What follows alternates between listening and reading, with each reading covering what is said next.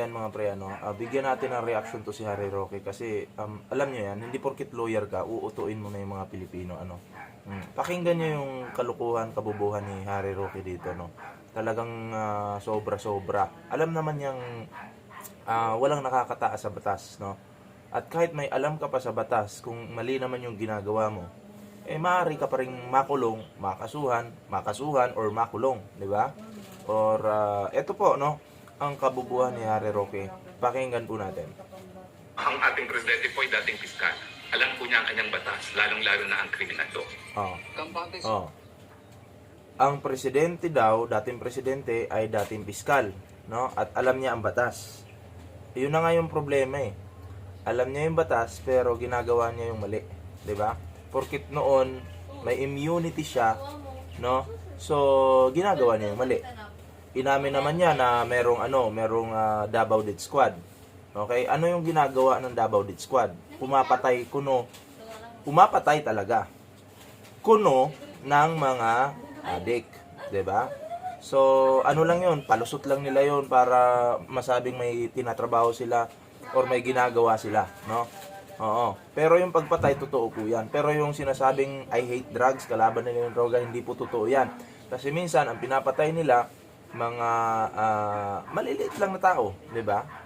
Para may masabi yung mga Pilipino, wow, galit si Digong sa drugs. Pero, pakitang tao lang po yan. Kumbaga, maliit lang yung mga nililinis niya, pero kaibigan niya yung mga malalaki. Nakikits niyo po yun? Okay? So, itong mga sinasabi ni Harry Roque dito, palpak po ito, mali po ito, 'di ba? Kalukuhan po ito. Hindi porket piskal ka,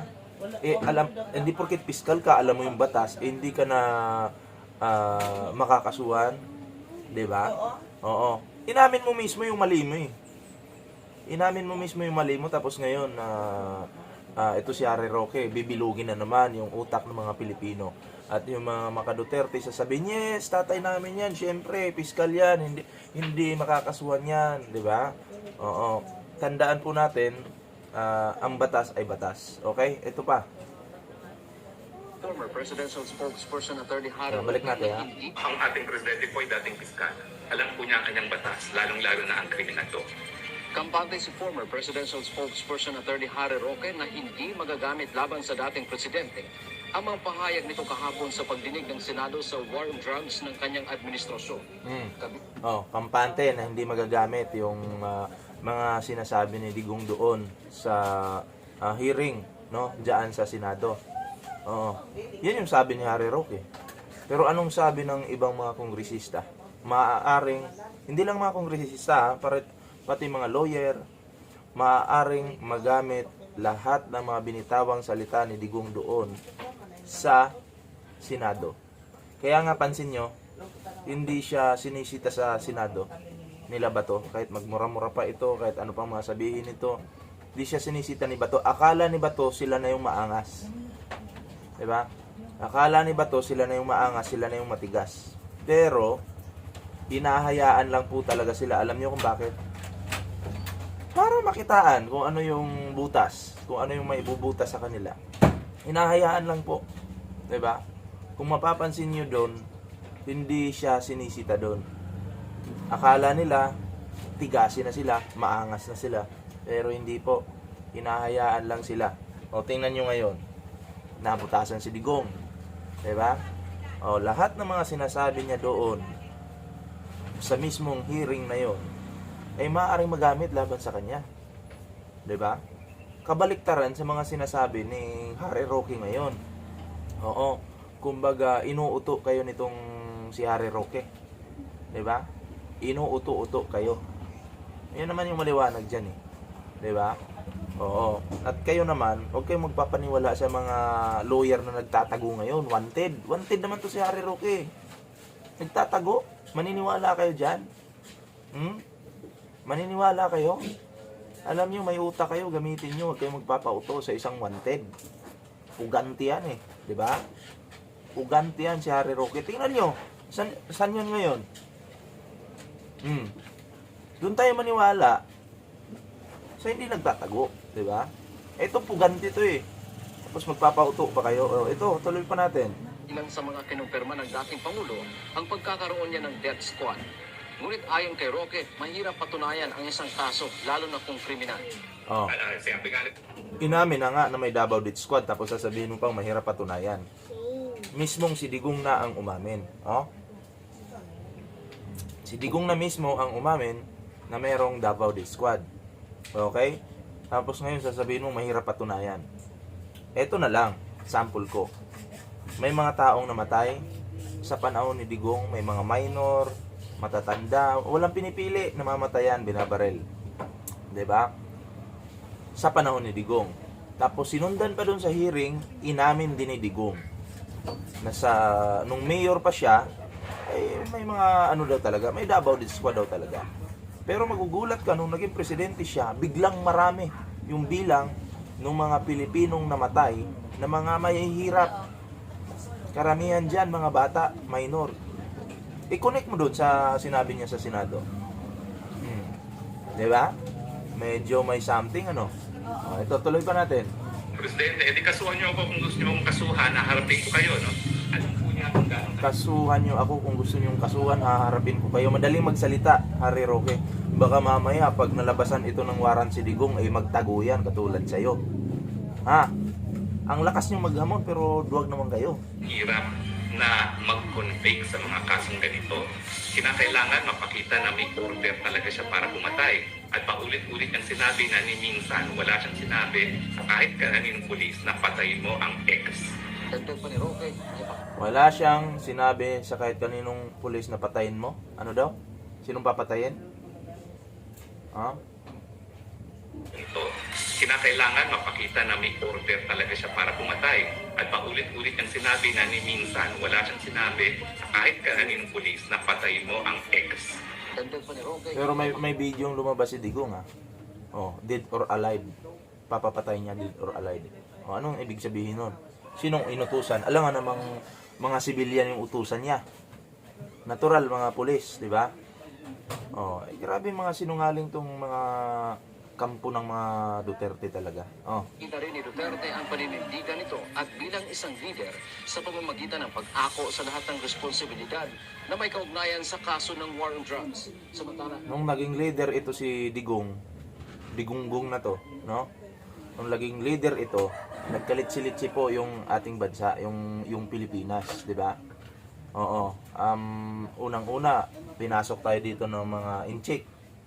Oo. Kahit nga ating lugar natin bansa natin Pagpasok ng mga yan dito, anong nangyari? Anong nangyari ngayon? Pagpasok nila dito, sila yung hari dito sa bansa natin. 'Di ba? Minsan may mga road rage diyan ang nag-angas-angas pa itong mga dayuhan na to, itong mga chikwa na to. 'Di ba? Oo, tarang ang tingin nila sa mga Pilipino, mabababa lang. 'Di ba? Yun Mas minahal ni Digunggong yung mga inchik kumpara sa mga Pilipino. Ay, pinapatay nga niya yung mga Pilipino, yun ang mga mahihirap 'Di ba? Pag inchik, tuwan-tuwa siya. O, papayag ba kayo? Sabi ni Digong noon, gagawin niyang province ng China yung Pilipinas. O, 'di ba? Si Mr. Pintanil talaga. O, ito pa. tanungin si Roque kung personal ba siyang haharap sa Department of Justice o DOJ para sagutin ang reklamong qualified human trafficking na isinampa sa kanya kahapon. Sinabi nito na may iba namang paraan para makapagsumite siya ng counter-affidavit. O pwede pong manumpa sa kahit kaninong piskal o kahit kanino na po pwede magbigay ng panunumpa. Muli namang binatikos ng dating kalihim ang mga nagsampa sa kanya ng umano'y gawa-gawang reklamo. Dante Amento, UNTV, News and Rescue. Diyos ang aming sentido. Yan, gawa-gawang reklamo daw. Alam nyo, Harry Roque, yung mga sinasampa sa inyo yan, oo, dun mo patunayan sa korte kung kinasuhan ka, sinampahan ka ng kaso, patunayan mo sa korte na ito ay gawa-gawa lang. Hindi dyan sa social media kasi walang hustisya dyan. Oo, alam nyo, yung sinasabi mong gawa-gawa, gawain nyo yan noon. Oo, ngayon, kinakarma na kayo, Harry Roque. Sama si Digong, mga Duterte, karma na kayong lahat. 'Di ba? Oo. Ang Senado dapat hindi binababoy yan. Pero anong ginagawa ni Digong sa Senado pagdating niya? Binaboy, nagmura-mura doon. Kapakabastos mong matanda ka. Ha? Isang uod na lang pipirma sa katawan mo, wala ka na. Ito si Digong talaga, alam nyo, yung mga kayabangan, may hangganan yan, di ba? May hangganan yung kayabangan mo, Digong. Grabe ka, di ba? Wala kang respeto. Alam nyo, kaya pumapangit yung imahe ng Senado? Dahil dyan sa mga kinabato de la Rosa, Robin Padilla na wala man silbihan si Robin Padilla. Anong ginagawa niyan? Puro lang kain sa Senado, di ba? Robin Padilla, Bungo, walang kwenta yan. Oh, sino pa? Dami-dami nila dyan eh. Buti pa yung Congress ngayon. Matatalino yung mga congressman natin dyan. O kaya nga takot si Digong pumunta dyan eh. Di ba? Kasi baka ma-cited in contempt siya kapag nagsinungaling. Siyempre, manunumpa ka niyan eh pagpasok mo sa Congress. Magsasabi ka ng katotohanan, tawang katotohanan lamang. Eh pag nagsinungaling ka doon, patay ka. Kulong ka, nakakahiya. Ngiyabang mo pa naman. Kaya ayaw niyang mag-attend. Gusto niya sa Senado kasi nandun sila Bato, Bungo, Robin Padilla, 3 itlog ng mga walang silbi. Di ba? Oh, yun. So yun guys, no, yun lang yung masasabi ko ngayon sa ating video. Darating na po yung eleksyon, maging matalino po tayo. Tama na yung mga Duterte. Oo. Reject na yan sa atin, di ba? So, abang-abangan niyo po. Pasensya na, wala tayong live, wala tayong upload kasi andito po tayo sa ngayon sa Mindanao, no? At wala po tayo sa ating studio. So, yun guys. Syempre, kung bago ka pa lang dito sa ating video, no, i-share natin ating video na to. At syempre, shout out po sa lahat. Abangan niyo po yung live ko. Try ko makapag-live bukas, no, sa umaga. Itatry ko po. Ay, hindi na pala. Mukhang malabo. Kasi pauwi na ako bukas eh. Pauwi na akong pero susubukan ko, okay? Susubukan ko pong mag-live. At abang-abangan niyo po yan. So yun guys, salamat sa mga bago nating subscriber. Maraming salamat po. So ingat, maging matalino po tayo sa darating na eleksyon.